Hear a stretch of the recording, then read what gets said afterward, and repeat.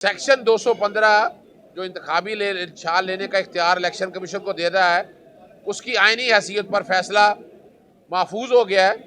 Lahore high court के justice Shahid Bilal Hasan साहब के सामने बताया कि इलेक्शन कमीशन का ये कहना ये है कि इलेक्शन सिंबल अगर ले लिया तो पार्टी इलेक्शन ही नहीं लड़ सकती। तो पार्टी अगर इलेक्शन ही लड़ सकती तो इसका मतलब है आर्टिकल 17 का खिलाफ वर्जी आ गई। आर्टिकल 17 की खिलाफ वर्जी सिर्फ दो बातों में है, national integrity and sovereignty of Pakistan. इसके अलावा किसी सियासी जमात पे पाबंदी नहीं लगाई जा सकती है। इस पर एडिशनल अटॉर्नी जनरल ने अदालत को बताया कि सुप्रीम कोर्ट फैसला कर चुकी हुई है और इन्होंने फैसला इलेक्शन कमीशन ने कहा कि इन्होंने फैसला चैलेंज किया है। फिर अदालत को बताया कि हमने सिर्फ और सिर्फ सेक्शन 215 चैलेंज किया है, जो 9, 14, 18, 17, 10 से 4, 5 की खिलाफ वर्जी है। और सुप्रीम कोर्ट ने सेक्शन 215 की वायरीज पे कोई बात ही नहीं कही है। और ये जो जजमेंट है सुप्रीम कोर्ट का ताल्लुक नहीं है लाहौर हाई कोर्ट के इस फैसले के साथ। एडिशनल अटॉर्नी जनरल का यही कहना था कि सुप्रीम कोर्ट ये फैसला कर बैठा है कि मामला सुप्रीम कोर्ट के सामने जाए। अदालत से गुजारिश की गई, इलेक्शन सर के ऊपर आगे हुए हैं। 8 फरवरी को इलेक्शन है।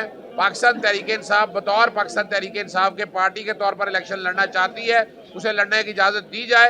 ये इलेक्शन सिंबल के चक्कर में उसे ये हक जहाँ छीना जाए, अदालत ने ये फैसला महफूज कर लिया। सेक्शन 232 इलेक्शन एक्ट का जो नाअहली को 5 साल तक मुहीद करता है, उस केस की समाअत पहले जस्टिस आबिद हुसैन चट्टा साहब के पास हुई। बताया गया कि पार्लियामेंट का ये इख्तियार नहीं है कि आइन को वायलेट कर दे। 62(1)(f) में नाअहली जो है वो ताहयात है, वो ताहयात ही रहनी है। इस पर जस्टिस आबिद हुसैन चट्टा ने बताया कि जस्टिस शाहिद बिलाल हसन का आपके पास ये फाइल लगी हुई है, केस लगा हुआ है। उन्होंने ये केस ट्रांसफ़र कर दिया जस्टिस शाहिद बिलाल हसन साहब के पास। फिर केस की समाअत उनके सामने हुई, उसमें जवाब देने का कहा गया है और कहा गया है कि इस फैसले का इंतज़ार किया जाए। मैंने बताया कि इस फैसले के इंतज़ार की ज़रूरत नहीं है, अदालत इस पर आइनी तशरीह अपनी कर सकती है। उस केस की भी समाअत मुलतवी होगी। की जानिब से सहाफ़ियों को जारी करदा नोटिस तो वापस ले लिए गए हैं, लेकिन FIA ने हर दफ़ा ये बहाना बना लिया कि जब दिल चाहता है इस तरह के नोटिस जारी कर देता है। इस तरह के नोटिस जारी करने का FIA को कोई इख्तियार नहीं है। उसका दायरा इख्तियार ऑलरेडी चैलेंज कर रहे हैं और रोकना होगा। अभी ये नहीं देखा कि इसके अंदर समी इब्राहिम, अरशद शरीफ, इमरान रियाज, जमील फारूकी, खालिद जमील, जिनके खिलाफ मुकदमे दर्ज हुए, बाकायदा उन मुकदमों को सामने रखकर कोई फैसला नहीं किया गया, उनके खिलाफ क्या एक्शन लिया। और इसी तरह हमारे यहाँ दोस्त शाकिर अवान साहब हैं और बाकी दोस्त अहबाब जिनको ये गैर कानूनी तौर पर नोटिस जारी किए हैं, इस नोटिस जारी करने पर FIA को माफ़ी भी मांगनी चाहिए। जो इलेक्शन कमीशन को इलेक्शन की तारीख देने का इख्तियार किया, उसकी आइनी हैसियत को चैलेंज किया गया था।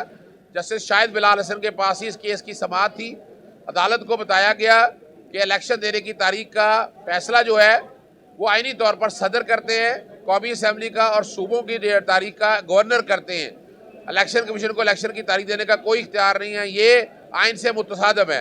एडिशनल अटॉर्नी जनरल ने बताया कि इलेक्शन की तारीख आ चुकी हुई है, इस केस को इलेक्शन के बाद रख लिया जाए।